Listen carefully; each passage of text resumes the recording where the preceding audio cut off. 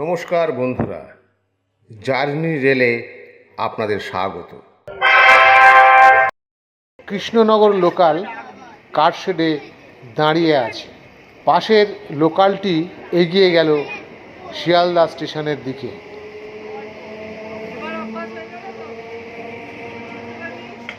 আর একটা লোকাল শিয়ালদার দিক থেকে এগিয়ে এল।